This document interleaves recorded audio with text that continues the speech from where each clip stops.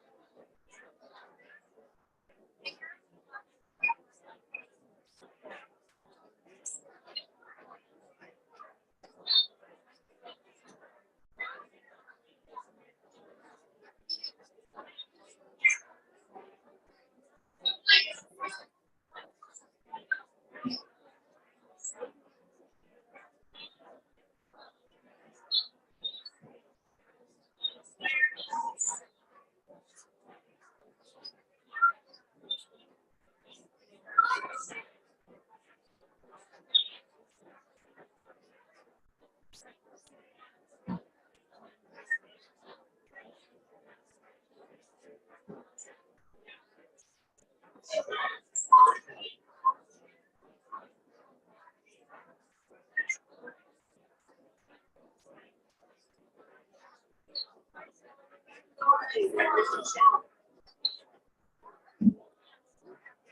tell you later.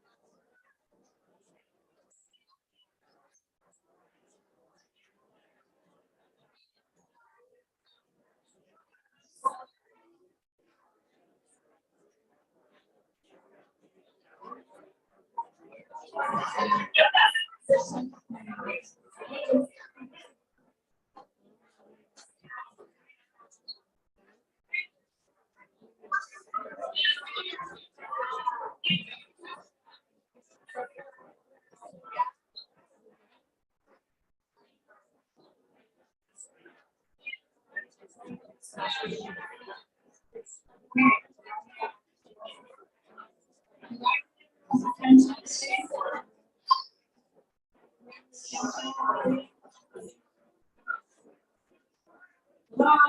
hello.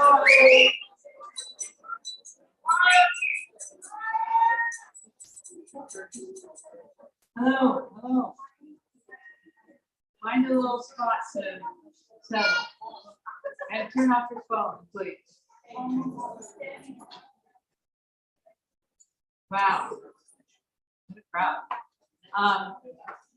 My name is Molly Ibsen, and like most people in this room, I love Gary Severin. He was a mentor to me.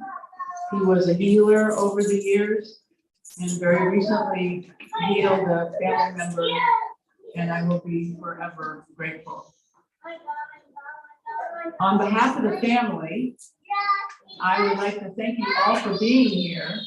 It's a beautiful Saturday, sunny afternoon, and you could probably think of a lot of other things to do, and the fact that you're all here speaks volumes to what you thought about Gary. So really, I know it's the family's very happy to see this turnout. This is great. I'd also like to, as a trustee of the board of directors of Gallery One, welcome you to Gallery One. You are in the Evelyn Green Gallery, which is where you're now standing. 30 years ago, when Gary became a board member, this was the extent of Gallery One, and it was called the Community Art Gallery. That was it. And so with some leadership, we purchased the building, and really with Gary's leadership, we renovated the building to what it is right now. And Gary was totally instrumental in getting us to this place. He was a true visionary. I'll never forget the first board meeting I went, it was a retreat where we were supposed to be saying what our vision statement would be for Gallery One. And everyone was parsing words, and I don't know if you've ever had to do that, but it's very time consuming. And Gary finally just stood up and said, listen, a vision statement. The vision statement for Gallery One is that Gallery One will make Ellensburg the art center of the galaxy.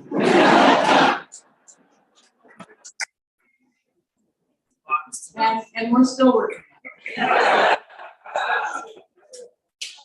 The first time that I ever saw Gary speak publicly was when he spoke at the funeral of his dear friend and fellow cleric, Bill Wassman.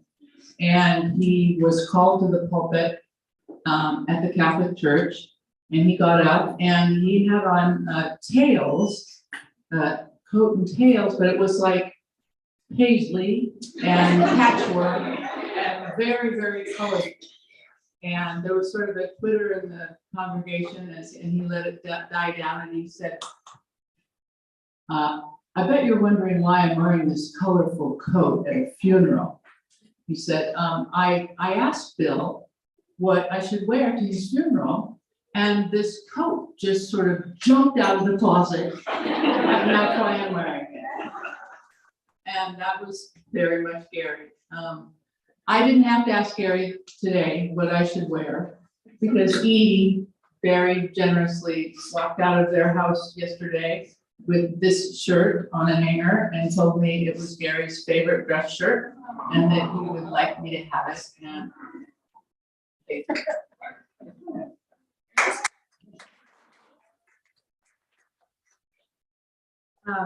so I think that this is a perfect time. I'm surrounded in Gary. We're surrounded in Gary's art. We're surrounded in people that love Gary, to hear some stories and from some people that have very different time frames of knowing Gary, experiences with Gary. And that's what we're here to do, and I'm very excited to do that. The first piece of information that we're getting is, and Zena is in Iceland, and she's somehow watching us somewhere. And Zena sent a poem because she couldn't be here. She was able to be here when her father died, and was able to stay and be around and help, as was Kale and Marius and Selena.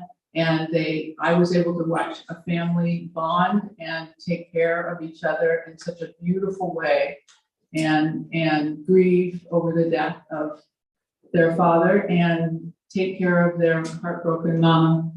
And it was just a sight to see. And I think it's a legacy that Gary and Edie were able to raise such beautiful human beings, and it shows their enduring love.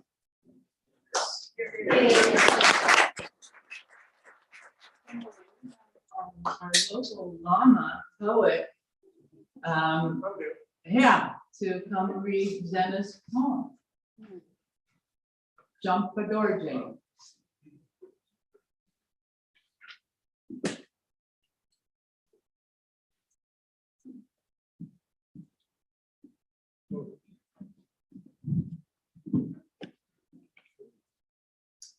I've known Gary a long time, but I didn't know him as well early on as I did after I came back from my long retreat in Colorado.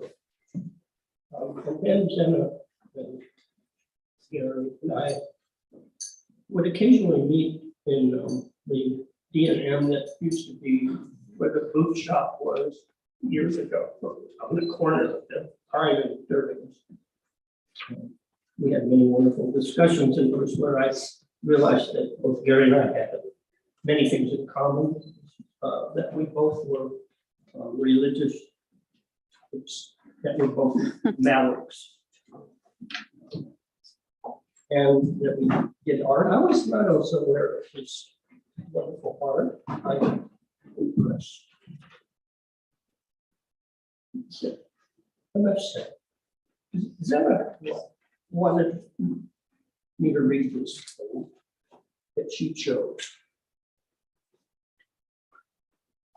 It's by Harriet Monroe, an early modernist poet, A Garden in the Desert. So light and soft the days fall like petals one by one down from yon tree whose flowers all must vanish in the sun. Like almond petals down, dear, odorous, rosy white, falling to our green world here off the thick boughs of night. One like another still lies, tomorrow is today. Always the buzzing bee flies, who never flies away. Ever the same blue sky rounds the chalice for the sun. The mountains at the world's bounds, their purple corals run.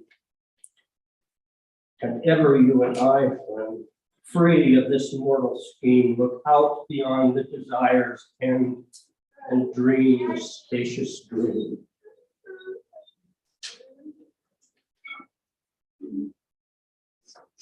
It's an eternity poem.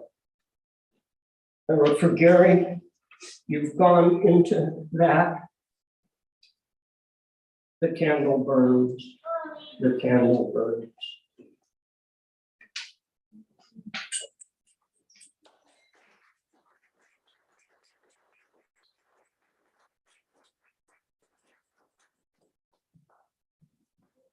Hello, everybody.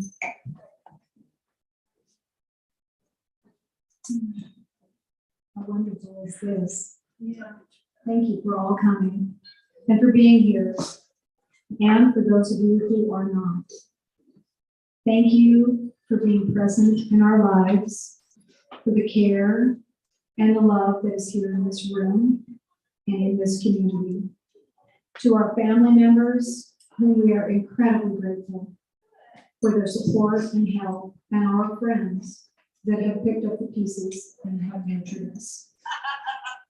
Gary had a way of making each and every one of us feel that we were his own special friend and that we were most important to him.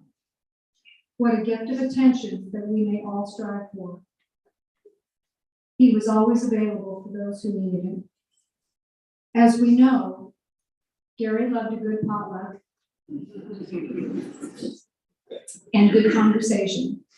No subject was off limits, whether it was physics, art, religion, spirituality, or how to get rid of a headache. He loved to dance and trained at one time to be a mime, and took martial arts so that he could learn how to move. It taught him what to look for when he was trying to heal people and while practicing his shiatsu therapy. He studied transcendental meditation while still a priest, and actually got his mantra from the Maharishi himself in a limousine in San Francisco in the 1970s. And they did tell him he was a con, by the way. What I loved about Gary was that he was always up for an adventure. He loved to travel, and he was always curious about art. He was such an introvert until he wasn't. He always used to say to me, "You have to drag me out and then drag me home." And there were more than a few times that we were the last people leaving, standing in the doorway for at least a half an hour, maybe longer, and chatting it up. He always had a few good words of advice and ones that have stuck with me. Life is never in a straight line. So don't worry about a lot of things. And you've got this.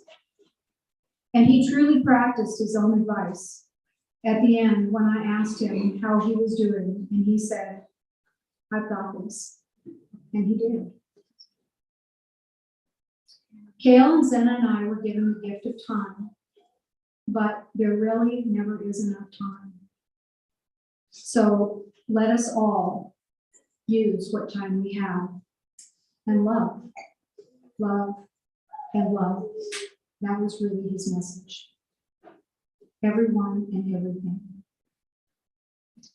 One of the most interesting stories that he told me, which explained a lot about him, when he was a child, I think around 4 years old, he fell into a fish pond that was very deep. He said that when he was just about ready to drown, he found some small stairs on the side of the pond. And he was able to grasp hold of those stairs and climb his way out and go back into the house. And I think this might have been in November, so it was very cold outside. His family asked him why he was wet, and he said he had fallen in and he had climbed out. And they told him that was impossible as there were no stairs. They went outside and they drained the pond, and there were no stairs. He always had a little bit of mysticism around him, and he was never afraid to embrace that which he could not understand. Accepting those things we cannot explain gives us the ability to explore new thoughts and directions. We are all feeling keenly the loss of a kind and gracious man. Everyone here has a story to tell, and I would love to know all those stories. You are all special to us, and we are so glad that you are here to share in Gary's celebration. Thank you all for coming. And I just wanted you guys to know that there is a little bowl of very tiny, tiny hearts on the table over there. They were supposed to be a little bit bigger. But Gary always said that you had to have a heart on. And so he wanted you to have a heart to put in your pocket. Thank you.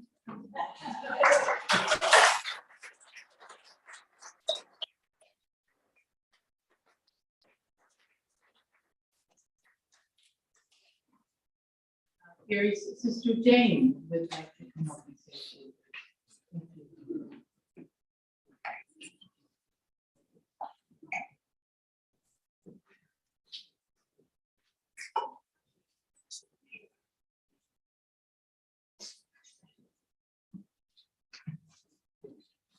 you. Hello, it's wonderful to see all of you. It's a great, great tribute to Gary.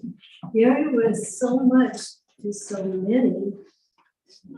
I want to start with this memory of him and I, just one moment in time, and it was at the time of our father's death. Gary was a young priest and a teacher. I was a young mother too. We were preparing for Dad's funeral service and liturgy, and Gary asked me if I would come forward during the service and read a passage from the liturgy. I said, no, I can't do that.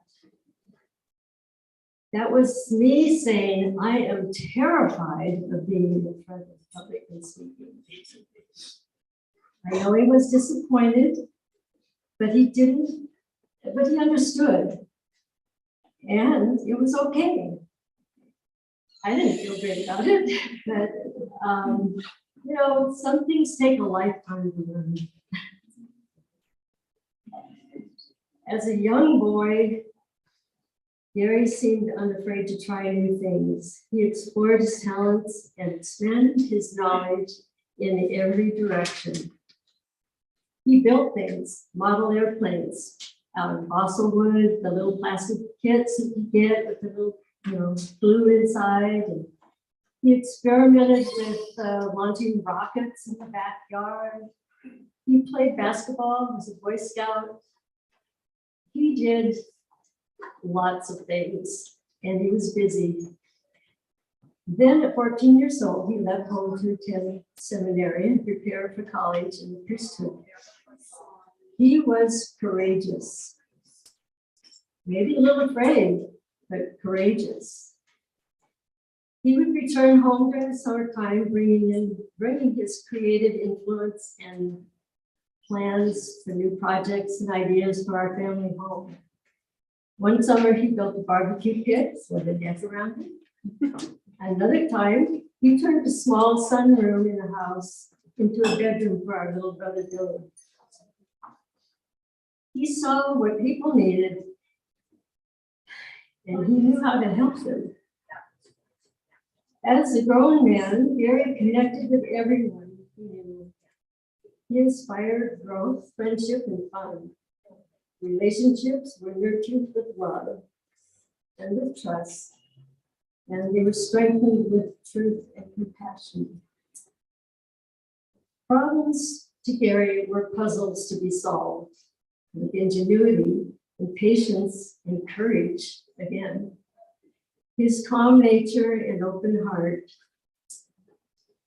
and an open door always welcomed all as if they were coming home.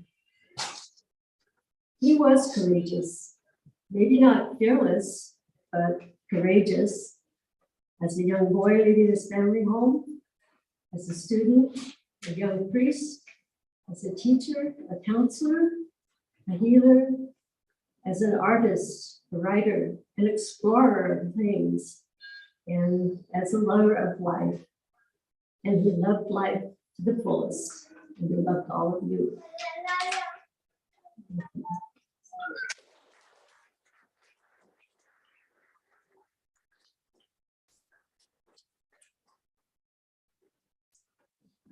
Gary's son, Gail.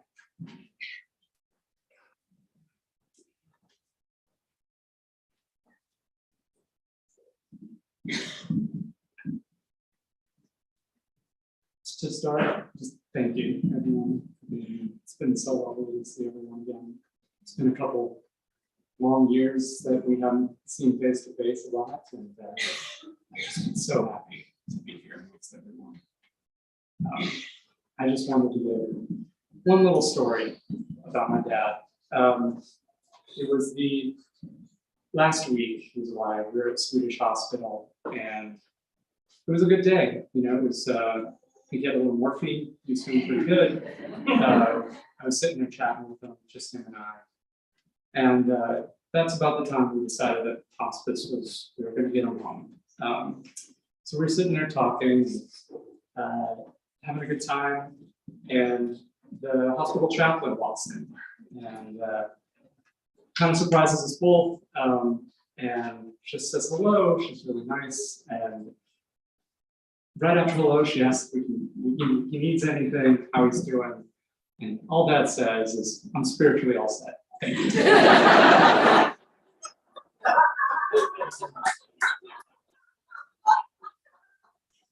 She smiled and said, all right, let's leave it there. She knew that he was good. And that was this whole process, the whole time with him, he was like that, you know. He was obviously sad himself, but he was so sure in his beliefs and his life that I take it as an amazing example. I would love to have to believe that and say that at the end of my life. So I just wanted to share that. Thank you.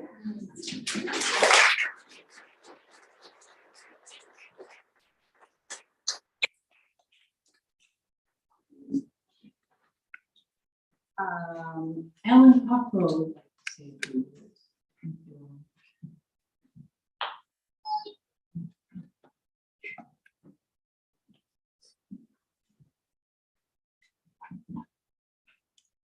So Edie asked me yesterday if I would say a few words. She thought that I might have an interesting perspective. I think but I'm not so sure that's the case. But I was really honored at the idea to be able to speak. So when I first met Gary, he was a priest already. And for this young Catholic girl at the time, that equated to being one of God's representatives here on earth. So over the next 50 years, Gary and I grew and we evolved a lot, as did our friendship. But for me, right up to the end, he continued to be that ambassador of God, excuse me. I think our first encounter was at my Aunt Sal and Uncle Pat's house. It wasn't, we were in Yakima, I mentioned that. It wasn't unusual in our extended family for a priest to stop by for a few minutes or a few hours, especially the more liberal, deeper thinkers. But even with that, Gary was different. He was fun, attentive, very artistic and handsome, and willing to entertain us endlessly on his guitar. We loved the hootenannies, singing along to Peter, Paul, and Mary, Bob Dylan, liturgical songs from the old Happy Day book, old camp songs, and even every once in a while one of his own, like When the Sun Comes Up in the Morning. He inspired several of us to learn the guitar. First, my older sister, Anne, who was the first from our generation to forge a close bond with Gary. Then me, my sisters, and Susan Cockrell, and some of the other Pat and Sally's kids who are here today. During my high school years, I knew Gary as a close family friend. And in one year, he also became my religion teacher. For me, this was kind of neat, but also a lot, as you can imagine. Each year at Thanksgiving, our family and friends from Yakima and Seattle gathered at CYO Campfield in Leavenworth, where Sleeping Lady is today. One year, Gary drove a few of us in his tiny VW bug. And on the drive, he and I got into a discussion about life after death. I remember his analogy was the education system. Life here is designed to prepare us for what comes next, just as elementary school prepares us for higher grades in adulthood. He was fuzzy on the number of levels, of course, but I loved his perspective. Even more, I loved our conversation. He was super smart, exceptionally thoughtful, a great listener, and he treated me as an equal. I was in high school. That's when I shifted from thinking of him as a family friend to that maybe he could be my friend.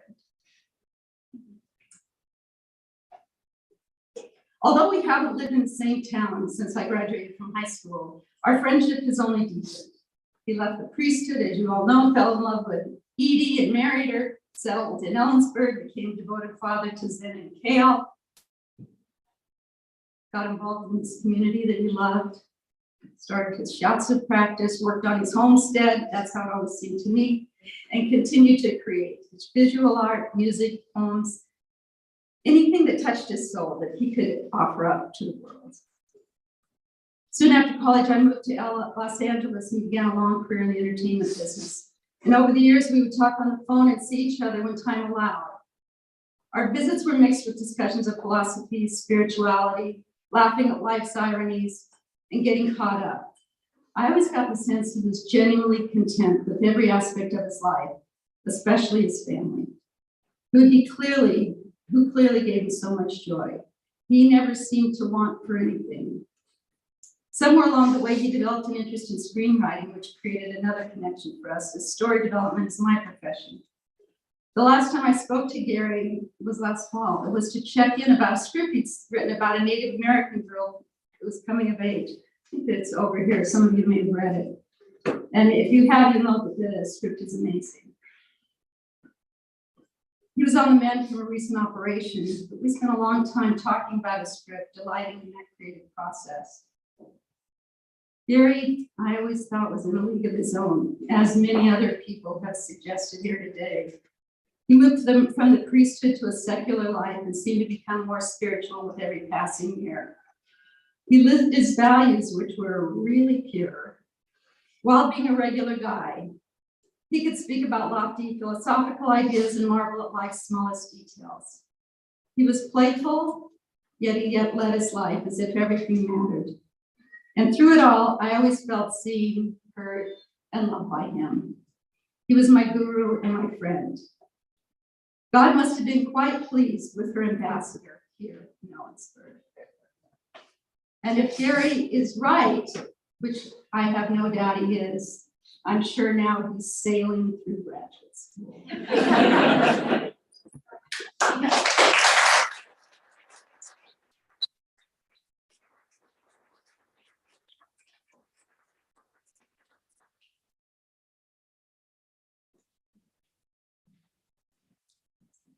And now Monica Miller, who is the director of Gallery One, is going to read, maybe say a few words of her own words, but also read the words of Mary Frances, who was our previous director and Gary had worked very closely.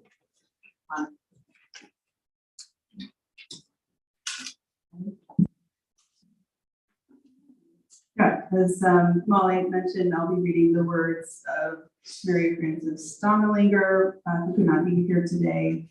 I'm not sure if you know Mary Frances, but she's kind of a legend around here, and for good reason. She and Gary worked with the board at the time to really transform this space from the beloved community art gallery here on the top floor where you are right now into really the community art center of the universe. That's Molly. Galaxy. Right. All that to say that to follow in Mary Frances's footsteps as one of the directors of Gallery One is kind of a big deal. And what I want to say about Gary is that he always made me feel like I was enough for this place and this community. I want to thank him for that.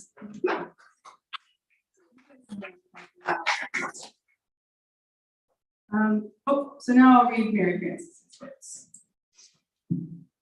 So it's me talking the thing about Mary Frances. The first time I met Gary, he had left serving as a Catholic priest. He was very energetically telling me and my soon-to-be husband how he met this wonderful woman. And he was in love, capital letters. He told us how he connected with this woman in Europe, and she had gone off to another country, and he thought if he didn't meet up with her again, he just might lose her. He was in Italy, and he needed to get to her fast. However, the little puddle jumper plane was overbooked. The pilot met the passengers and asked them why they needed to be on this flight. And Gary told him the story of his love for this beautiful woman and the potential of losing her. How he had looked for this woman all his life, and he just had, capital had, to get to her, or he might never get his chance again. And of course, he got his seat on that flight. And that's why Edie is in our lives today. Gary was motivated by a deep connection, and he was connected to Edie. And later, his connection extended to the Ellensburg community, and later, as they came, his children. Gary understood the power of community, and he found Ellensburg to be the place where he cultivated it. He did this by using his skills of construction, creating art, as we see here today, listening, dancing, shiatsu, and love. He loved eating, and he loved his kids. He was the most animated when he spoke of them. His dedication to his family showed through the steady, quiet, and loving time he gave to them, and his willingness to allow time and space for each of them to develop and grow as individuals. And I suppose he did the same for those of us in the community and in this room. I just ad-libbed that. May each of us follow Gary's life example and find ourselves in a community we love and are dedicated to, and one that loves us back. And may we find ourselves standing next to people we are so excited to stand next to, as Gary was with his family. You, Gary, are in our hearts.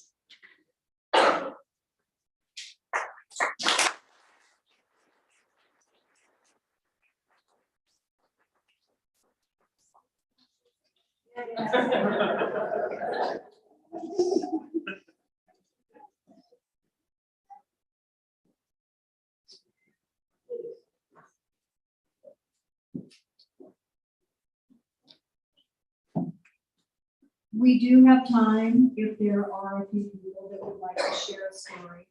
If you don't, I will make time at some time with you to share. So come on up. We have, probably 10, 15 minutes at the most, but please do.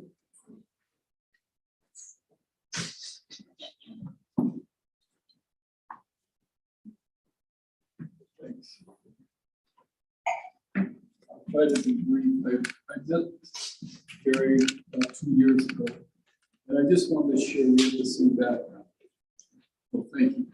I was ordained for Denver in 1965. Gary was ordained for Yakima in 1967. And we had lunch at the Palace a few years ago. And I think the thing that I really want to share is how meaningful it was for us. We loved the priesthood. We enjoyed what we did, but it was a lonely night. And I'm here. I have a daughter teaches CW, but my wife and I moved here 6 years ago, we knew grandkids. And if you made that transition, you realize what it means to have a wonderful mother and children in your life. Thank you.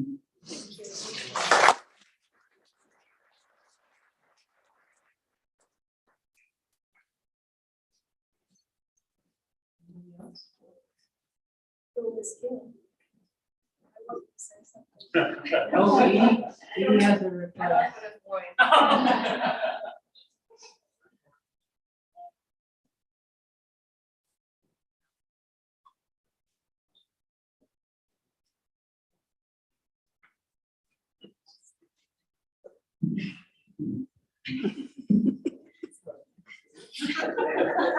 Okay, so Uncle Gary was great. He was always up for fun. He would take me down to the river and break the rocks and make them into puzzle rocks.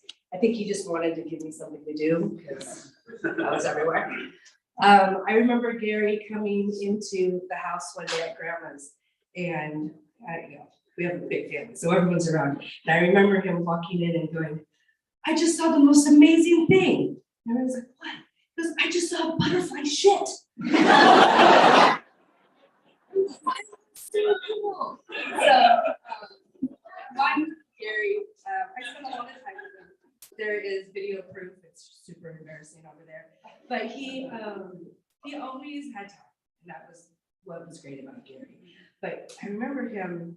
We were going from Seattle to Ellensburg, and it was snowy, and we're going over the pass. And he said, "What do you want to talk about?" And I said, "Well, tell me a story." And so he made up this story, and it was so great. And of course, I was the star of it. And there was like all these adventures. And So it was really great, but yeah, that's what I remember about Gary.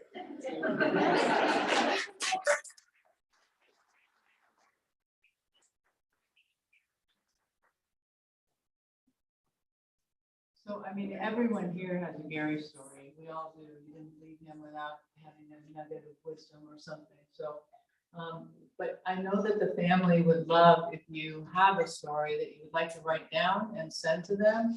I mean, Kale said last night at the opening of this show that some of the art that's on these walls had been in their house for years, and he didn't know they were his dad.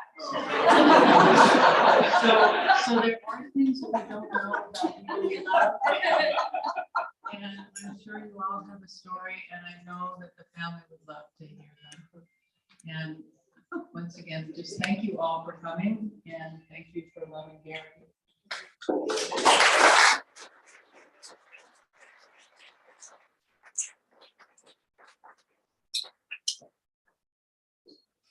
And as you know, there is plenty of beverages in the back, and I am so grateful you are all here.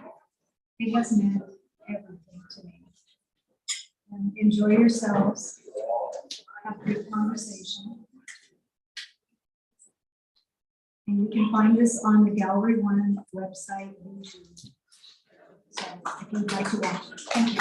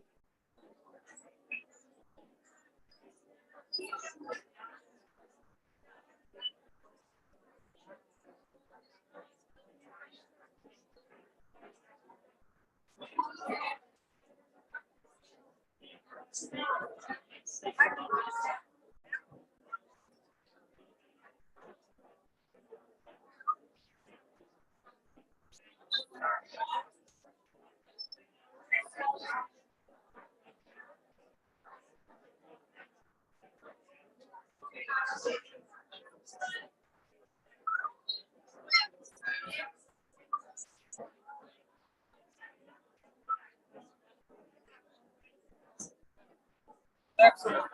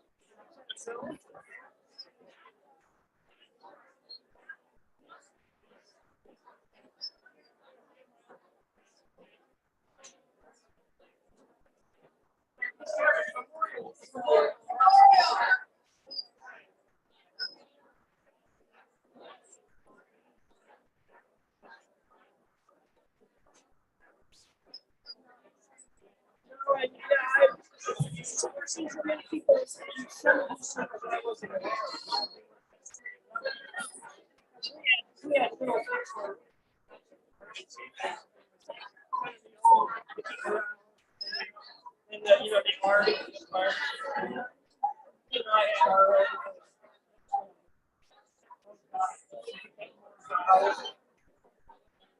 You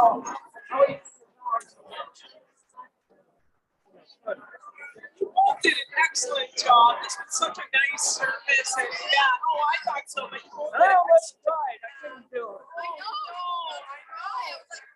But yeah, you just perfect. You know, I'm here to be able to maintain presence and keep my voice as tears flow down my eyes. Yeah, that would be a pretty high level. Yeah. But inevitably, as the tears come, my voice crumbles. Yeah, no, it was awesome. So, I'm glad it came across. It was a very accessible poem. I thought.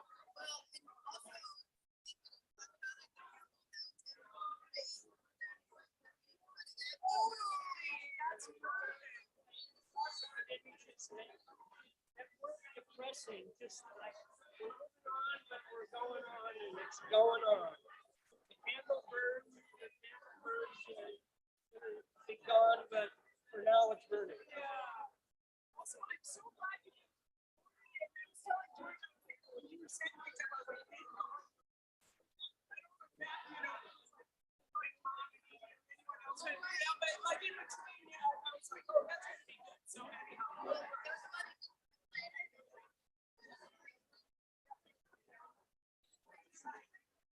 Oh, see, you got experience that, yeah.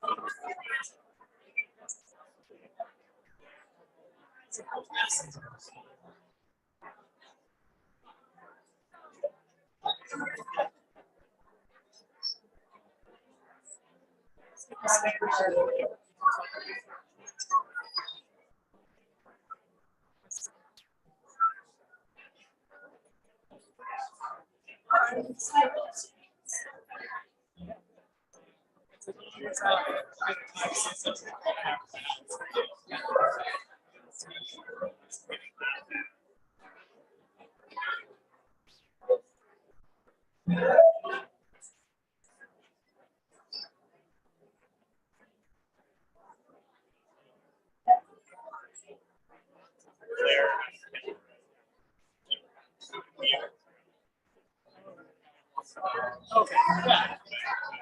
You're up. And then we're gonna have the 25. So this is yeah, it's perfect.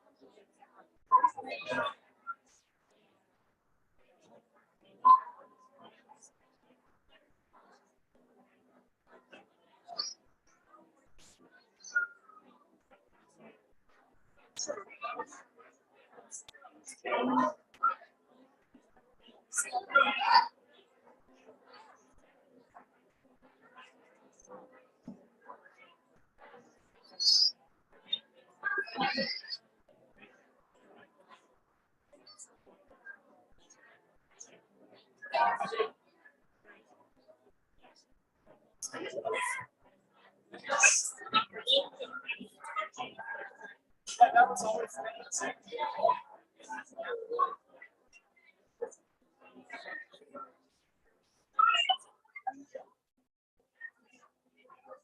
That's